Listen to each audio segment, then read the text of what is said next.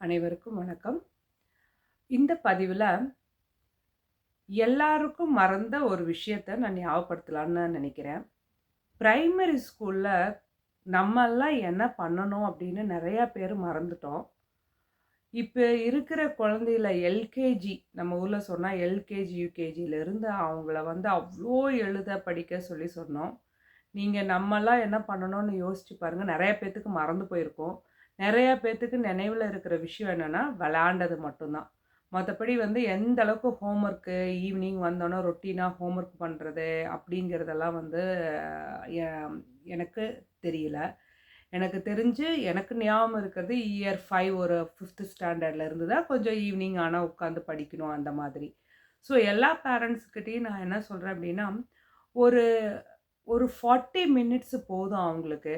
ஆ ஒரு மேத்ஸுக்கோ, இல்ல ஒரு இங்கிலீஷ்க்கோ, இந்த 2க்கும் நீங்க இம்பார்ட்டன்ட். அதாவது ஒரு தாய்மொழி, அது போக அடிஷனலா இப்ப இங்க இங்கிலீஷுங்கிறனால இங்கிலீஷு, மேத்ஸ் மட்டும் சொல்லுவோம். நம்ம இந்தியால பார்த்தீங்க அப்படின்னா, தாய்மொழி அத அவங்க பேசிருவாங்க. அத ஸ்பெல்லிங் மிஸ்டேக் இல்லாம எழுதுறக்கு, படிக்கிறக்கு அதுக்கு நம்ம கொஞ்சம் டைம் ஒதுக்கணும். அது போக மேத்ஸுக்கு, இங்கிலீஷ்க்கும் கண்டிப்பா டைம் ஒதுக்கணும். இந்த 3 விஷயத்த நீங்க பிரைமரி ஸ்கூல்ல ஃபோக்கஸ் பண்ணா போதும்.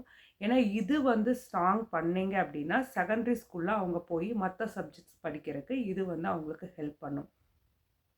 ஸோ எல்லாரும் என்கிட்ட என்ன சொல்றாங்க அப்படின்னா, ரொம்ப கவலைப்படுறாங்க. என் பொண்ணு படிக்கிறதில்ல, பையன் படிக்கிறதில்ல, எப்ப பார்த்தாலும் விளையாண்டுட்டு தான் பிரைமரி ஸ்கூல்லலாம் விளையாண்டுட்டு தான் இருப்பாங்க. ஏன்னா, ஒரு இயர் 5 வர வரைக்கும், அதாவது 5த் ஸ்டாண்டர்ட் வர வரைக்குமே, இப்போ ஒரு கிளாஸ்ல ஒரு டீச்சர் ஒரு திட்டினாலோ, இல்ல ந ந மத்த ஃப்ரெண்ட்ஸுக்கு முன்னாடி நம்மள டீச்சர் திட்டுறாங்க, இல்ல ஏதாவது சொல்றாங்க அப்படிங்கிற ஒரு கூச்சமோ, இல்ல அந்த மாதிரியெல்லாம் அவங்க ரொம்பலாம் ஃபீல் பண்ண மாட்டாங்க. அந்த ஏஜ் அப்படி. ஒரு செகண்டரி ஸ்கூல் வரம்போது தான், அவங்களுக்கு கொஞ்சம் இப்ப பசங்க, பொண்ணுங்களுக்கெல்லாம் அந்த சேஞ்சஸ்லாம் நடக்கும். ஹார்மோன் சேஞ்சஸ் இந்த மாரிலாம் நடக்கும்போது, அப்போ அவங்க டீச்சர் அவங்க முன்னாடியெல்லாம் திட்டுனா கொஞ்சம் கூச்சப்படுறது, அவமானமா நெனைக்கிறது, இந்த மாரியான விஷயங்கள்லாம் அப்பதான் அவங்களுக்கு தோண ஆரம்பிக்கும். அப்ப பிரைமரி ஸ்கூல்ல இருக்கிற குழந்தைகளுக்கு நெறைய விளையாட விடுங்க. இப்ப என்ன கேட்டா, எல்லாரும் சொல்றாங்க. ஏன்னா முன்ன இருந்தது பார்த்தீங்க அப்டின்னா, நான் படிக்கிற காலத்துல தமிழ் மீடியம் இருக்கும். அதுல ஒரு ஸ்டேட் போர்ட் இருக்கும். அதுக்கப்புறம் மெட்ரிகுலேஷன் சிபிஐசி சம்திங்கா அந்த மாரி இருக்கும். இப்ப பார்த்தீங்க அப்டின்னா, இன்டர்நேஷனல் இதுங்கிறாங்க, அதவிட மேலங்கிறாங்க. என்ன கான்செப்ட்ன்னே புரியல. ஆக மொத்தத்துல எனக்கு என் தம்பி குழந்தை ஒரு மேத்ஸ் எனக்கு ஒண்ணுமே புரியலன்னு சொல்லி எனக்கு அனுப்பிச்சிருந்தா. எனக்கு சொல்லிக் குடுங்க அத்த அப்படின்னு சொல்லிட்டு வீடியோல எனக்கு பிக்சர் எடுத்து அத பார்த்தா, அவ 6த் படிக்கிறா. ஆனா, அது ஒரு இயர் 8 ப்ராப்ளம் மாரி இருக்கு.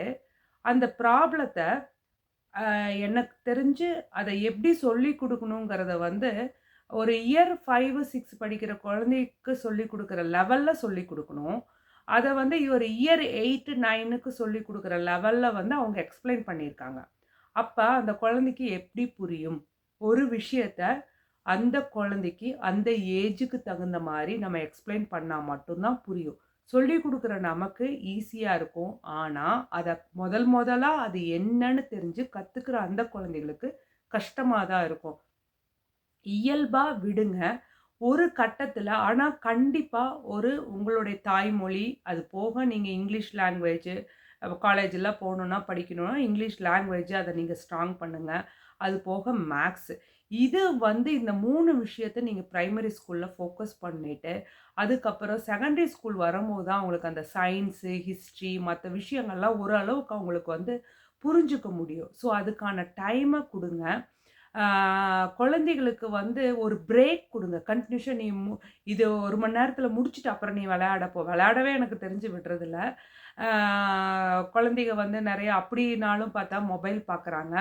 ஸோ கொஞ்சம் அவங்களுக்கு பிரேக் விட்டு, கை வலிக்குதுன்னு ஒரு குழந்தை சொன்னா, அப்ப அவங்களுக்கு ஒரு கன்டினியூஸா பண்றக்கு இன்ட்ரெஸ்ட் இல்லைங்கிறத புரிஞ்சுட்டு, நீங்களே சொல்லுங்க. ஓகே ஒரு 10 மினிட்ஸ் பிரேக் எடுத்துட்டு, நீயே மறுபடியும் பண்ணு அப்படின்னா, அந்த குழந்தையே வந்துரும்.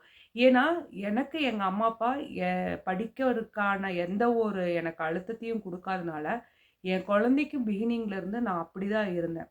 என் பொண்ணு படிக்கும்போது, ஐ நீட் பிரேக் அப்படின்னு இப்போ வரைக்கும் எப்போ கேட்டாலும் சரி, அவட்டயே நான் கேட்பேன் எவ்வளோ நேரம் வேணும் அப்படின்னு. அப்ப அவ சொல்லுவா, "ஒரு 10 மினிட்ஸ் நான் ரிலாக்ஸ் பண்ணிட்டு வரேன். 15 மினிட்ஸ் ரிலாக்ஸ் பண்ணிட்டு வரேன்" அப்படின்னு. ஸோ அந்த டைம்ல அவளே வந்துருவா. அப்ப குழந்தைகள நீங்க திருப்பி திருப்பி வா வா வாங்கும்போது அவங்களுக்கும் இரிட்டேஷன் ஆகும். அதே சமயத்துல உங்களுக்கும் ஒரு ஃப்ரஸ்ட்ரேஷன் ஆகும். என்னடா நம்ம சொல்றத கேட்காம, முடிக்காம, நமக்கு முடிச்சுட்டா நம்ம போய் சமையல் பார்க்கலாமே, அந்த மாதிரி. ஒண்ணே ஒண்ணு பிரைமரி ஸ்கூல்ல வீட்ல அம்மா இருந்தாலும் சரி, அப்பா இருந்தாலும் சரி, யாரோ ஒருத்தர் கண்டிப்பா அவங்க படிக்கும்போது நீங்க சொல்லிக் குடுக்கணுங்கிறது இல்ல. உங்க வேலையெல்லாம் முடிச்சுட்டு, உங்க மொபைல் ஃபோன பக்கத்துல தூக்கி வச்சுட்டு, ஒரு புக்க எடுத்துட்டு, இல்ல அந்த குழந்தையோட புக்க நீங்க வச்சுட்டு, நீங்க அவங்களுக்கு சொல்லிக் குடுக்க முடிஞ்சா, நீங்க சொல்லிக் குடுக்கலாம். இல்ல அப்படின்னாலும் ஒண்ணும் பிரச்சனை இல்ல. ஜஸ்ட் சப்போர்ட்டுக்கு அவங்க பக்கத்துல உட்காருங்க. அது வந்து எவ்ளோ சேஞ்சஸ உங்களுக்கு அது ஏற்படுத்தும் அப்படிங்கிறது நீங்க டிஃப்ரென்ஸ் நல்லா பார்க்கலாம். ஏன்னா, இந்த மாதிரி நான் சொல்லி நெறைய பேரண்ட்ஸு அவங்க குழந்தை கூட உட்கார்ந்து ஆ ஹோம்வொர்க்கோ இல்ல இதுவோ வந்து அவங்கள திட்டாம ஒரு பீஸ்ஃபுல்லா சொல்லிக் குடுக்கும்போது ஏற்பட்ட சேஞ்சஸ என்கிட்ட ஷேர் பண்ணியிருக்காங்க. ஸோ அந்த ஒரு கான்ஃபிடென்ட்ல தான் நான் இதெல்லாம் உங்ககிட்ட நான் பகிர்ந்துட்டு இருக்கேன். ஸோ நீங்க வந்து உங்க குழந்தைகளோட படிக்கும்போது, சொல்லிக் குடுக்கும்போது கொஞ்சம் பொறுமையா இருந்து சொல்லிக் குடுங்க. வித்தியாசத்த நீங்க கண்டிப்பா பார்க்கலாம். நன்றி, வணக்கம்.